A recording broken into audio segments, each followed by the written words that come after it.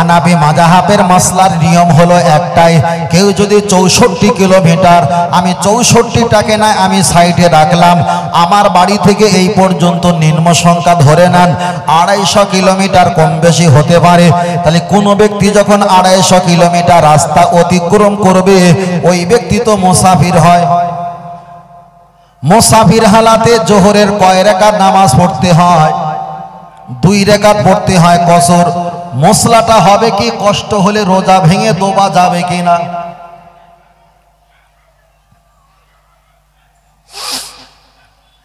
চৌষট্টি কিলোমিটার আমি ধরে নিলাম, এতটা রাস্তা চলে এসেছি। মুসাফির হালাতে 4 রাকাত জোহরের নামাজের জায়গায় 2 রাকাত কসর আপনার পড়তে হবে। তাহলে আপনাদের এলাকায় এসেছি, শরীরটা রৌদ্রে প্রখর রৌদ্রে, জিভটা শুকিয়ে গেছে, 7-8 ঘন্টা 8 ঘন্টা গাড়ি চালিয়ে এতটা দিনের বেলা প্রখর রৌদ্রে আসার পর রোজা অবস্থায় আছি। রোজা অবস্থায় আল্লাহ নবী বলেছেন, আফদালুল ইবাদাত ইবাদাতি সালাত, সবচাইতে বড় ইবাদতের নাম কি? সবচাইতে বড় ইবাদতের নাম আল্লাহ। ভাই, সবচাইতে বড় ইবাদতের নাম হলো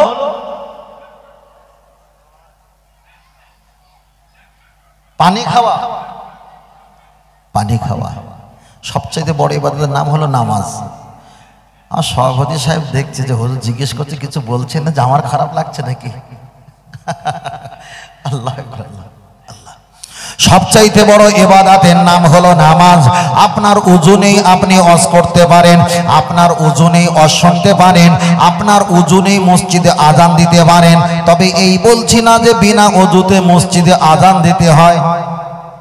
উজু যদি না থাকে মসজিদে আজান দিতে পারো, আপনার উজু নাই ইফতার খেতে পারো, আপনার উজু নাই সেহরি খেতে পারো, আপনার উজু নাই ছাগল বকরি দুম্বা মহিষ হাঁস মুরগি জবাই করতে পারো, আপনার উজু নাই কবর জিয়ারত করতে পারো, আপনার উজু নাই সালামে মুসাফা করতে পারো, আপনার উজু নাই লা ইলাহা ইল্লাল্লাহ জিকির করতে পারো, আপনার উজু নাই আপনি দেখা যায় মানুষকে দান করতে পারো।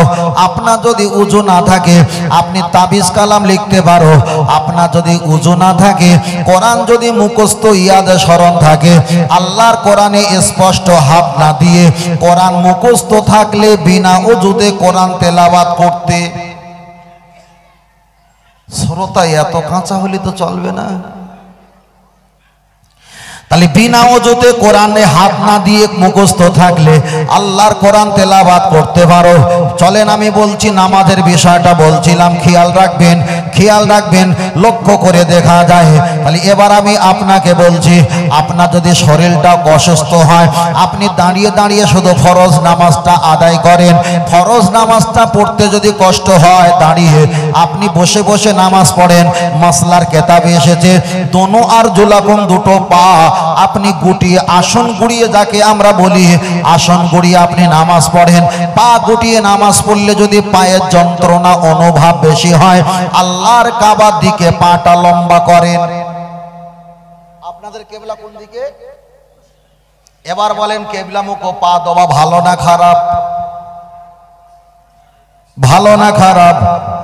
খারাপ। আমি 1 সেকেন্ডে ধরে নিলাম এটাই হলো কিবলা। আল্লাহ মাফ করুক, বোঝানোর জন্য বলছি। আমরা পা এমন করে রাখি না এমন রাখি? এবার বলেন পা কোন দিকে? আগে বলছিলেন তো কিবলার দিকে পা দেওয়া খারাপ। তাহলে পা তো আমরা এমন করে রাখি না, পা তো এই মুখে রেখেছি। আপনারা বলবেন হুজুর এটা তো আঙুল, এটা তো পা না। তাহলে আমি একটাবার ঘুরে বলি, এটা হলো চুল, এটা হলো কানের লথি, এটা নাক, এটা চাবালি, এটা থুতনি, এটা কাঁধ, এটা বুক, এটা পিঠ। শরীর কোনটা? সব হলো নাম, টোটাল মিলিয়ে যেমন শরীর, তা আপনার যেটা আঙুল ওটাই তো হলো পা। তাহলে এবার বলেন, পা যদি এই দিকে হয়, শরিয়ত মোতাবেক অনুযায়ী আপনি দাঁড়াতে পারলেন না, আপনার পাটা কিবলামুখ করতে হবে। তাহলে আগের কথা বলেছিলাম, অসুস্থ যদি হও পা গুটিয়ে রাখলে, পা যদি যন্ত্র না হয় আল্লাহর কাবার দিকে পা লম্বা করো। এবার বিশ্বাস হয়েছে? আর ফের চায়ের দোকানে যাবে, সমস্যা করাবে, বলে হুজুর বলে স্কেলের দিকে পা দাও। কেন? জনগণ আমি চিনি। তাহলে আল্লাহর কাবা দিকে পাটা লম্বা করে দিয়ে হুজুর ব্যাখ্যা দিয়েছে, পিছনে দুটো তিনটে বালি দিয়ে তুমি যদি উজু করলে তোমার শরীরের রোগের পরিমাণটা যদি বেড়ে যায়, তুমি তায়াম্মুম করো। কোরআনে এসেছে তায়াম্মুমে তিনটে ফরজ, তুমি তায়াম্মুম করে নাও।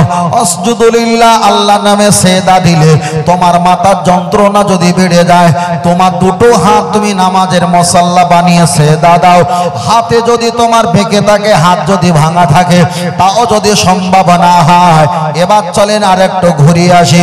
আপনার টাকা নেই, হজ করো না। টাকা নেই, কোরবানি দিও না। টাকা নেই, ফিতরা দিও না। টাকা নেই, দান করো না। টাকা নেই, যাকাত দিও না। গরিব যদি হও, তুমি যাকাতের মাল, ফিতরার মাল থলে প্যাকেট ভর্তি করে নাও। তাহলে টাকা নেই, হজ করো না। টাকা নেই, যাকাত দিও না। টাকা নেই, কোরবানি দিও না। টাকা নেই, তুমি ফিতরা দিও না। তাহলে টাকা যদি না থাকে, এগুলো ইবাদত গুলো বন্ধ হয়ে যায়। কিন্তু আল্লাহর বান্দা, তুমি অসুস্থ অবস্থায় পাটা লম্বা করে দিয়ে উজু না করতে পারলে তায়াম্মুম করে নিয়ে ইশারা ইঙ্গিতে আল্লাহর নামে সেজদা দিয়ে বোঝাতে হবে, আল্লাহ আমি যে আপনার গোলাম। এটাই হলো তার বাস্তবিক প্রমাণ। আর একটু জোরে বলে সুবহানাল্লাহ। আগের কথা বলেছিলাম কি, একবার সুবহানাল্লাহ বললে মিশকাতের বর্ণনা, ওয়াসসামা আল আরদা, আসমান আর জমিন, ফাঁকা জায়গাটা আল্লাহ নেকি দিয়ে। তাই এই কথা যখন খেয়াল আছে, সুবহানাল্লাহ ওয়াজিবই হবে কেন? আল্লাহ আল্লাহ আল্লাহ। আমার মশলাটা ছিল কি, ভুলে গেছো ভাই? রোজার মাসে যদি রোজার মধ্যে দেখা যায় কষ্ট যদি হয়, রোজা ভেঙে দেওয়া যাবে কিনা, এই মশলাটা বলছিলাম। 4 নাম্বার চলছে, 4 নাম্বার। চলেন এবার আমি আপনাকে বলছি। তাহলে 250 কিলোমিটার রাস্তা চলে এসেছি, আমি হয়ে গেছি মুসাফির। মুসাফিরের নামাজ পড়তে হবে, কসরের নামাজ 2 রাকাত। তাহলে সবচাইতে বড় ইবাদত যেখানে ছিলাম, সবচাইতে বড় ইবাদত হলো নামাজ। নামাজটা বানান করেন দন্তন্নয় আকার, ময় আকার, বুর্গির জ নামাজ। দন্তন্নয়তে নমিম আকারেতে আমার, ময়তে মাতাকে, আকারেতে আল্লাহর, বুর্গির জয়তে জন্য নত করিব আমার মাতা একমাত্র মহান আল্লাহ পাকের জন্য। জোরে বলেন। তাহলে আমি যদি মুসাফির হয়ে যাই, মুসাফির হালাতে সবচাইতে বড় ইবাদত যদি 4 জায়গা ভেঙে যদি 2 রাকাত আসে, নামাজের পরে আর কোনো বড় ইবাদত আছে? তাহলে রোজা তো আমি রেখে এসেছি রমজান মাসে, 250 কিলোমিটার এসেছি, 4 জায়গায় পড়েছি 2। এবার তো রোজায় আছি, লবণ ছাড়া, চিনি ছাড়া কি একটু হালকা গরম পানি, ঠান্ডা পানি খাওয়া যাবে? খাওয়া যাবে না। কিন্তু রসুলের হাদিসের ব্যাখ্যা এসেছে, তোমার যদি কষ্ট না হয়, ইনশিতা ফাসুম, তোমার কষ্ট যদি না হয়, রোজাটা সুন্দর করে পালন করে তুমি গন্তব্য সময় পর্যন্ত নিয়ে যাও। আল্লাহ নবী পরে বলেছেন, ইনশিতা ফাক্তুর, তোমার যদি শরীর ব্যাঘাত হয়, তোমার কষ্টের আশঙ্কা যদি বেড়ে যায়, ক্লান্ত আর দুর্বল যদি পীড়িত হয়ে যাও, ইনশিতা ফাক্তুর, তুমি চাইলে মুসাফির হালাতে রোজাটা ডিলিট করে দিতে পারো। তাহলে কেউ যদি বলে আমি মরে যাব, জীবন চলে যাবে, তাতে রোজা আমি ছাড়বো না, আমার মন বলে চাচা বেশি বুঝে ফেলেছে। চাচা বেশি বুঝে ফেলেছে। আমার নবীও যুদ্ধের ময়দানে নামাজ কাজা করেছে। আমার নবীও আরাফাতের ময়দানে 9 তারিখে জিলহজ মাসে তিনি সেখানে উম্মতের জন্য কাঁদতে কাঁদতে মাগরিবের নামাজ কাজা করে ফেলেছে। আপনি বলবেন আমি দাঁড়িয়ে প্রস্রাব করব না, যারা এখানে আছে হাজী সাহেব তাদের বিষয়টা আমি বলতে পারবো না। যারা টুরিস্ট প্লেন চেপেছেন, আমি কম বেশি 18 থেকে 22 বার প্লেনে আপ ডাউন করেছি। আপনি গেটে ঢুকবেন, বাম দিকে এলসিডি, পিছনে টয়লেট আছে, 3-4 রকমের টিস্যু আছে, ওখানে দাঁড়িয়ে প্রস্রাব করতে হয়। ওখানে বসে প্রস্রাব করলে প্লেনের আশঙ্কা আছে। তাই রসুল হাদিসটা বুখারীতে বলেছেন দাঁড়িয়ে প্রস্রাব করা জায়েজ। আল্লাহ নবী জীবনে একবার দাঁড়িয়ে প্রস্রাব করেছিলেন। আনা বুইস্তু মুআল্লিমান, ও সাহাবীরা আমি তোমাদের শিক্ষক, আমি বুঝিয়ে গেলাম স্থানকাল পরিস্থিতিতে দাঁড়িয়ে প্রস্রাব করলে আল্লাহ গুনাহ লিখবে না। জোরে বলে। পিছনে ছেলেরা বুঝতে পারছো, যারা দাঁড়িয়ে আছে বাবু, বুঝতে পারছো বাবু? এখন তো সব উর্দু হিন্দি বই দেখে সব মুখস্থ, কবি কবি আইসি হতা है, সব মুখস্থ, বুঝলেন না? আমরা উর্দু পড়েও ভালো হিন্দি বলতে পারি, উর্দু পড়তে পারি। আল্লাহু আকবার। আল্লাহ তাহলে আল্লাহ আমাদেরকে কবুল করেন, বলুন আমিন। আর একটু জোরে হবে না? আর একটু জোরে বলেন নারে তাকবীর। হয়নি? আর একটু জোরে বলেন নারে তাকবীর। আর একটু সকলে বলেন নারে তাকবীর। আল কোরআনের আলো, আওয়াজ হয় না? আল কোরআনের আলো, আল্লাহ হাদিসের আলো, নারে তাকবীর। মাশাআল্লাহ মাশাআল্লাহ, পরিষ্কার হলো। চলেন এর 5 নম্বরে যাই। 5 নম্বরে আল্লাহু আকবার। ইন্টারনেটে কম শুনেছেন আপনারা? কোনটা বলবো? বলে হুজুর এই ওয়াজ তো শুনেছি, কোনটা না বলো হুজুর এই ওয়াজ শুনেছি। টেনশন হয় আমাদের। ভাই মাদ্রাসা পড়ে ভালো আলেম হয়ে অন্তত 1টা মাস ওয়াজ করা যায়, তারপরে কি ওয়াজ করবে? কত বই পড়বে? ঘুমাবে না, খাবে না, গাড়ি চালাবে না, ইবাদত করবে না, ফোনে কথা বলবে? বুঝলেন? 1 মাসে এলেম সব ভাটা পড়ে যাবে। আল্লাহু আকবার। আল্লাহ চলেন। ও আমার বাপজির, আমি আপনাকে বোঝাচ্ছিলাম রমজান মাস সম্পর্কে আপনার কাছে বলছিলাম। এবার আমি আপনার কাছে বোঝাতে চেয়েছি রমজান মাসের সম্পর্কে আপনার কাছে ছোট করে বলছি। রমজান মাসে আপনারা যদি আপনার ছোট বাচ্চাকে চুম্বন করেন, হানাফি মাযহাবের মাসলা হলো রমজান মাসে আপনার বাচ্চাকে আদর করে আপনি চুম্বন করেছেন, আপনার রোজাটা ভাঙবে না। আপনার বৃদ্ধা আব্বা মায়ের কপালে আপনি চুম্বন করেছেন, আপনার রোজাটা ভাঙবে না। যেমন মেসওয়াক করতে গেলে মেসওয়াক করনে কে লিয়ে দাঁত সাফ और মজবুত হয়। মেসওয়াক করলে দাঁত পরিষ্কার হয় এবং শক্ত হয় এবং মজবুত হয়, শক্ত হয়। আমার আল্লাহ তাতে সওয়াবের পরিমাণটা বাড়িয়ে দেয়। আপনার বাচ্চাকে আপনার মাকে কপালে হাতে চুম্বন করেছেন, কোনো সমস্যা নেই। আমি বলতে চাইনি, তবু আমার বলার জন্য যেন জোর করা হয়েছে এমনও আমার অন্তরে অনুভব হয়।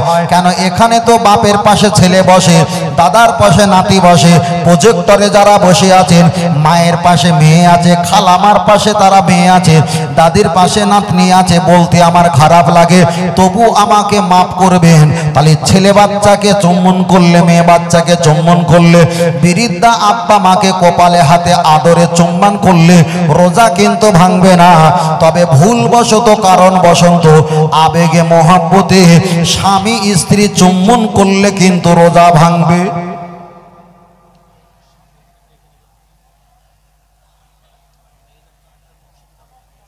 ওহো, মনে হয় আমাদের চাইতে মায়েরা কি বেশি আছে? আলহামদুলিল্লাহ বলেন আলহামদুলিল্লাহ। আমি ওদের বিরুদ্ধে একদম বলবো না, কেন ওরা যা লাঠিলে দাঁড়িয়ে আছে ভাই, দেখেছেন তো বিরাট কড়াকড়ি ওরা। যাই হোক, ওদের জন্য সুন্দর একটা কোয়ালিটি করা হয়েছে ওদের সেফটির জন্য। যাই হোক, মায়েদেরকে বলবো, মা আপনারা একটু আগিয়ে আগিয়ে আসেন। পিছনে যারা আমার আম্মা জানেরা, বউ জানেরা, চাচি আম্মা, দাদি আম্মা যারা আসছে তাদের একটু সুযোগ করে দেন। সকলে বলেন আলহামদুলিল্লাহ, সকলে বলেন আলহামদুলিল্লাহ। আর একটু সবাই বলেন আলহামদুলিল্লাহ। নারে তাকবীর। আর এই জায়গাগুলো, এটা যাবার রাস্তা তো বাবু, লম্বা যাবার রাস্তা না, যাতায়াত করার রাস্তা। এই জায়গা ফাঁকা আছে, ছেলেগুলো আপনারা যদি বসতেন, হয়তো আমরা আম গাছের তলায় বসেছি, হয়তো আম গাছ, ঠিকই বলছি মনে হয় আম গাছ। যাই হোক, একটু কমিটি ভাইদেরকে বলো, ভাইদেরকে নিয়ে একটু বসিয়ে দেন। এতগুলো মানুষ, মাশাআল্লাহ, হ্যাঁ এতগুলো মানুষ, এত সব কোলে লাইনে দাঁড়িয়ে আছেন। একটু জায়গা আছে হালকা করে, একটু বসে পড়েন, একটু বসে পড়েন, একটু বসে পড়েন। আর এই যা পরিস্থিতি, আগে থেকে যদি একটু বলতেন পরিস্থিতি সামলানো যেত। আর এই সমুদ্রের মাঝখানে যেন সামলালে কি হবে জানেন? আমাদের এসি ঘরের বিল উঠবে, কিন্তু সেই এসি ঘরের ঠান্ডা হাওয়া খাওয়া হবে না, বুঝলেন না? আল্লাহ আল্লাহ। আমার পরে যিনি আছে তিনি একটু করে দেবেন, অসুবিধা নেই। চলেন, সময় চলে যাচ্ছে, আগিয়ে চলেন। ও আমার বাপজির, আমি আপনার কাছে বলছিলাম, লক্ষ্য করে দেখা যায় আমি আপনার কাছে একটা কথা বারবার করে বোঝাতে চেয়েছি। কিছু মশলার কথা আপনার কাছে বলছিলাম। 5 নম্বরে একটা মশলা বলছিলাম। তাহলে স্বামী স্ত্রী চুম্বন করলে রোজা ভঙ্গ হয়। স্বপ্ন দেখে কোনো ব্যক্তি রোজা হালাতে ফজরের পর তিনি ঘুমিয়ে পড়েছে, কিংবা জোহরের পর, আসরের পর, কিংবা সকাল 10টা 8টার পর ঘুমিয়ে পড়েছে, ছেলে হোক আর মেয়ে হোক, ঘুমের ভিতরে স্বপ্ন দোষ, নাইট পাস যারে আমরা বলি, স্বপ্ন দোষ যদি হয়, নাইট পাস হয়, তাদের রোজা তো ভাঙবে না, ভাঙবে না। তাহলে স্বপ্ন হালাতে যদি নাইট পাস হয়, স্বপ্নদোষ যদি হয় রমজান মাসে রোজা হালাতে, আপনার কিন্তু রোজা ভাঙবে না। তবে এটা আপনাকে বলে গেলাম, কোনো ছেলে কোনো মেয়ে যদি পর্ন ভিডিও দেখে, অসামাজিক ছবি দেখে, কারোর প্রতি খায়েশ নফসে তার প্রতি যদি ঝুলে যায়, খারাপ ছবি পেয়ে পণ্য এগুলো দেখার বিনিময় আপনার যদি চুল পরিমাণ মমি আমি হদির কথা বলছি না, এতটা পরিমাণ যদি কিছুটা নির্গত হয়, পৃথিবীর সমস্ত আলেমদের একমত, হস্তমতন করলে যেমন রোজা ভঙ্গ হয়, পর্ন ভিডিও ছবি দেখে কারো প্রতি আকৃষ্ট হলে ওটা যদি নির্গত হয়, ওটাও রোজা ভঙ্গ হয়। এবার যারা ছেলেরা আছো, তোমরা ফ্রি ফায়ার খেলবে কি মোবাইল ঘাঁটবে সেটা আপনার ব্যাপার, কোন দিক দিয়ে জবাই করবে আপনার মুরগি আপনি করেন। ও আমার বাপজিরা, চলে না গিয়ে যাওয়া যায়? আপনার কাছে আমি বলছি চলেন আর একটা অপশন বলি ছোট করে। আমাদের মায়েরা এরা আবার বড় মুফতি সাহেব, আমাদের এলাকা যত মুফতি সাহেব আছে ওনারা জানা জানে আমার মা চাচিরা ভাবিরা তার চাইতে ভালো ফতোয়া দিতে পারে। ওরা বড় মুফতি সাহেব, ওরা বলবে আমাদের পাড়ায় একটা নাতি আছে, আমাদের ছেলে বয়স্ক, আমাদের ভাই বয়স্ক, আমাদের দেখা যায় চাচা বয়স্ক। এখন ওই ছেলেটা হাফেজ সাহেব, তুমি নামাজ পড়াবে রমজান মাসে, আমরা তোমার চাচি দাদি নানি আমরা পিছনে নামাজ পড়বো, তুমি নামাজ পড়াবে, মাঝখান থেকে একটা শাড়ি কিংবা পর্দা দেওয়া থাকবে, তুমি নামাজ পড়াবে, আমরা তোমার পিছনে নামাজ পড়বো। খোকা, তোমার বাচ্চা যারা মসজিদে জামাতে নামাজ পড়ে, আমরা তোমার পিছনে নামাজ পড়বো। তুমি একা পুরুষ, আর কেউ এখানে পুরুষ থাকবে না।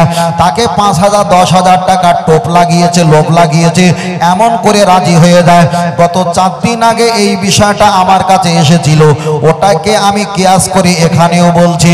সমাজে চালু হয়ে গেছে হুজুর, আমাদের এলাকায় নতুন একটা ফিতনা হয়েছে।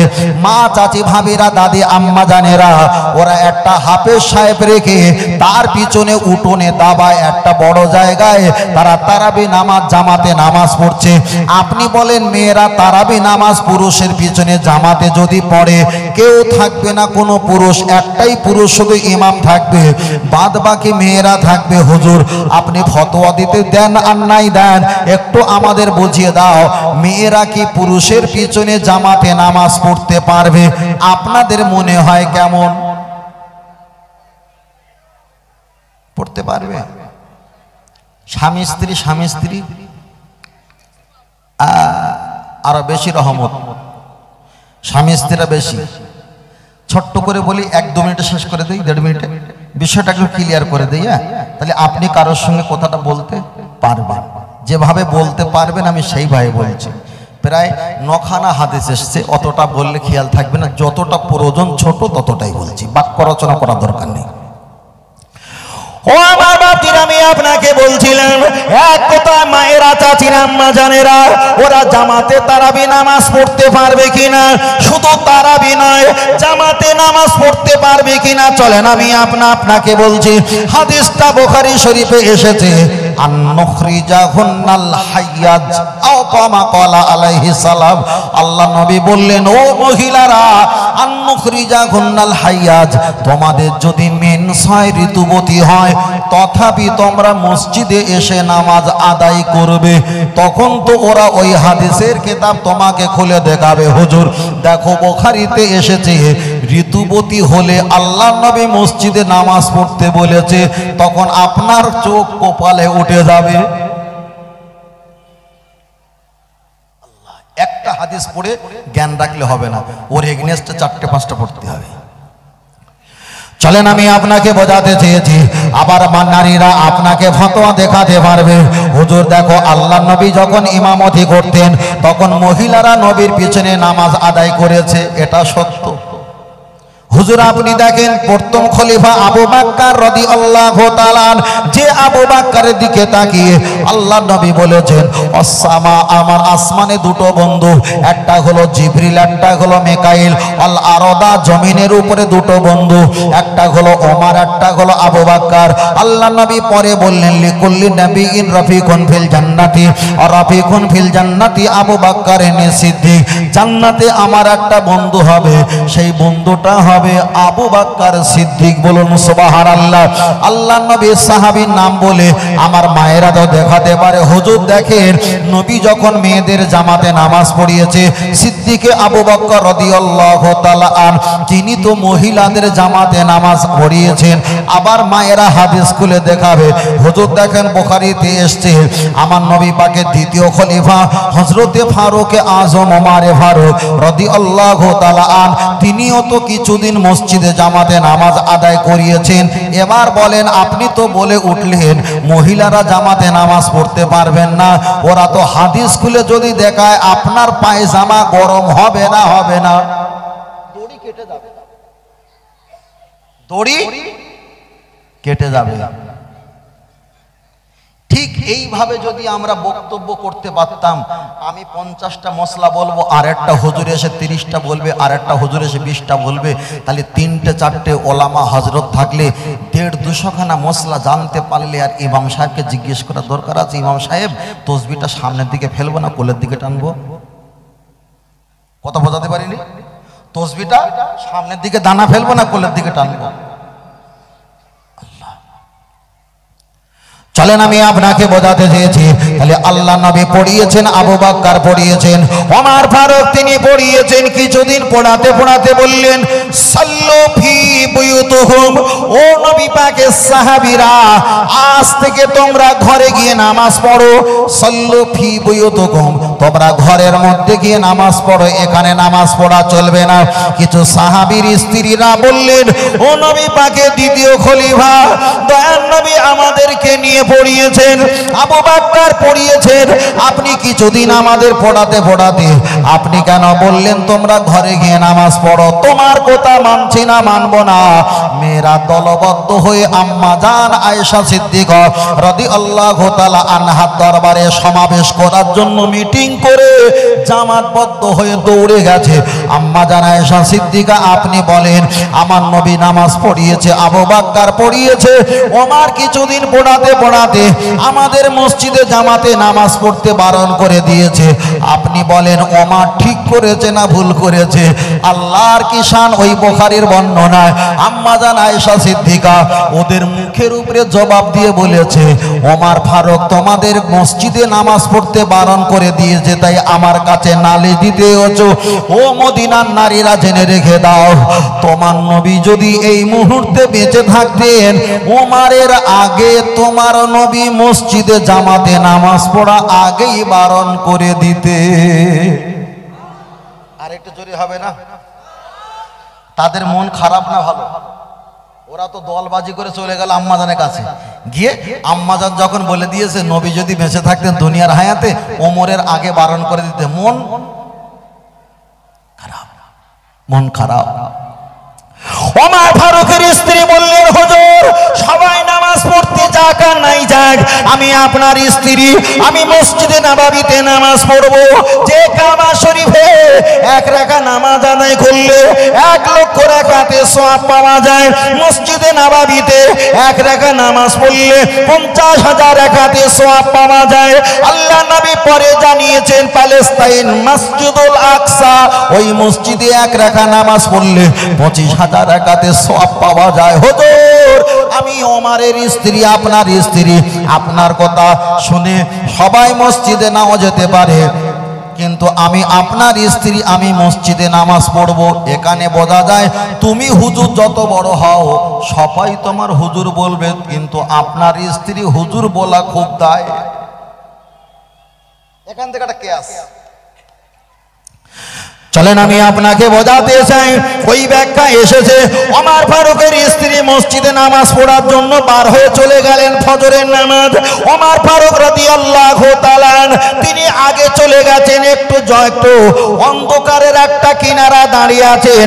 বিবি যখন গুটি পায়ে হেঁটে হেঁটে অন্ধকারে ফজরের নামাজ পড়ার জন্য মসজিদে নববীতে যখন আগিয়ে যায়, ওমর ফারুক দুটো হাত দিয়ে পিছন থেকে জড়িয়ে ধরে ধাক্কা ধাক্কি করে একটু ধাক্কা মেরে ফেলে দিয়ে উনি দৌড়ে অন্ধকারে মসজিদে নববীর ইমামের জায়গা দাঁড়িয়ে উনি নামাজ পড়া শুরু করে দিলেন। ওমর ফারুকের স্ত্রী নামাজ পড়লেন। বাড়ি এসে ওমর জিজ্ঞাসা করলেন, কাইফা হালুকা, কি খবর? বললে খবরটা ভালো না, এইরকম হয়েছে। ওমর ফারুক বললেন কপাল ভালো আমি ওটা ওমর ছিলাম। সুবহানাল্লাহ। বিবিরে তুমি ওমরের স্ত্রী বলে রেহাই পেয়েছো, ওটা আমি ওমর ছিলাম, তোমার প্র্যাকটিক্যালে দেখাচ্ছিলাম। এমন হচ্ছে এক হাত সেলাই করতে গিয়ে 5 হাত যাতে ছেড়ে না যায়।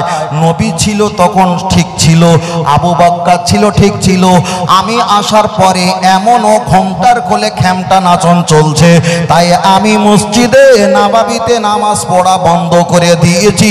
তাহলে এখানে প্রমাণ হয়ে গেল ওমর ফারুক যেটা যা করেছেন নবী আমার বললেন ফালাও কানা বাদান নবিয়িন লাকানা ওমর নবিয়া, আমার পরে যদি আল্লাহ কাউকে নবী বানাতেন সেটা ওমর ফারুককে বানাতেন। ওমর ফারুক মসজিদে নববীতে মহিলাদের জামাতে নামাজ পড়া বন্ধ করে ঠিক করেছে না ভুল করেছে? ঠিক করেছে। যেসব ভাবি চাচিরা মাতব্বারি কোন হুজুরের কাছ থেকে ফতোয়া শিখে বলে বুখারীতে আছে, খোকা দেখো দেখো দেখো, আমার শখ জেগেছে, ও ভাবি সংসারে বাস ফেলবেই ফেলবে। আমি খুলে বলছি না, সামনে বাপ চাচারা বসে আছে, একটু প্রেমের গল্প বলবো তো ঠিক বলা যাচ্ছে না। চাচার সঙ্গে দাদার সঙ্গে প্রেমের গল্প বললে দাড়ি দেখাবে, খোকা দেখ দাড়ি লাল হয়ে গেছে সাদা, আর প্রেম কথা শোনার আর সময় আছে? যদি ছোট বাচ্চার কাছে বলি বলে প্রেম গায়ে মাখে না মাথায় দেয়, ও কি বোঝে? তাহলে বলবো তো একটু যুবকদের কাছে, তারা আবার সেখানে সব দাঁড়িয়ে আছে। আবার যারা আসেনি আসবে, ফ্রি ফায়ার পাবজি খেলা করছে, মোবাইলে চার্জ যখন 6% হবে তখন আসবে, তার আগে। আমার কথায় কি কষ্ট পাচ্ছেন ভাই? আল্লাহ আল্লাহ আমাদেরকে কবুল করেন, বলুন আমিন। আল্লাহ আমাদেরকে ক্ষমা করেন, বলুন আমিন। এটা জিকির করেন লা ইলাহা ইল্লাল্লাহ।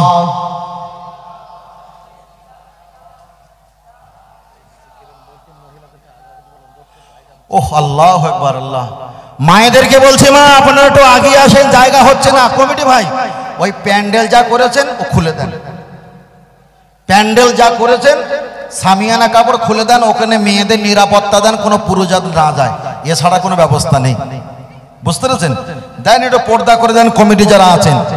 আল্লাহু আকবার। আল্লাহ এটা তাকবীর দিন, নারে তাকবীর। বালিশ দেবো ঘুমাবে, তাহলে আর একবার তাকবীর দেন, নারে তাকবীর। বাবু পিছনে মারা আছেন, একটু আগে আগে আসেন বাবা, একটু আগে আগে আসেন। আমি তো 9:30টার ভিতরে নেমে যাব, আমি তো খুব বিধি ব্যস্ত, প্রচুর ব্যস্ত, বুঝলেন না? 9টায় নামার কথা, তাই দেরি হয়ে গেছে। এসার নামাজ ছিল 9:30টায়, আর হয়তো 20-25 মিনিট আছে ভাই। 20-25 মিনিটে এখনো 4টে-5টা বলতে হবে, বলতে হবে, তাই না? তাহলে আর একবার তাকবীর হবে, নারে তাকবীর। হয়নি, এটা সকলে হাত উঁচু করেন দিনই। বাবাজি দাদু ভাই হাত উঁচু করেন, আপনার ছেলেরা আপনার দিকে একটু হাত উঁচু করেন, তাকবীর দেন, নারে তাকবীর। ছেলেরা হাত উঁচু করেন, নারে তাকবীর, নারে তাকবীর। তাকবীর হয়নি, দুজনা কেসেছে, অধিকার তাকবীর হয়েছে। হরিকতি আমলকি বড়া অর্জুন কালমেঘ রজনী ভিমাল তুলসী শেখর শান্তি মোসাবির দিলবার কাটা খয়নি গোটা খয়নি আস্ত খয়নি কলকাতার ফুটপাতরের ছেলা খয়নি। সব রকম খাওয়ার পরে গোলার কি জ্যোতি কমে গেছে বাবা? তাহলে তাকবীর ইনশাল্লাহ দিতে হবে না? হবে না? তাকবীর দিলে শয়তান পালিয়ে যাবে, আল্লাহ পাকের রহমত আল্লাহ পাকের দয়া নসিব হবে। কথা সত্য না মিথ্যা? সত্য না মিথ্যা? আমার সে দাদু ভাই চলে গেছে ওখান থেকে, চলে গেছে, যেতে দিলেন কেন আপনি? আবার আসবে তো, তাহলে আপনি ওনার পিছে নিয়ে আসেন, তাই তো? মাশাআল্লাহ, আমার যে কটা সামনে বসেছে এরা সব আমার দাদু ভাই নানু ভাই, আর আমরা হলাম আপনাদের নাতির তুল্য।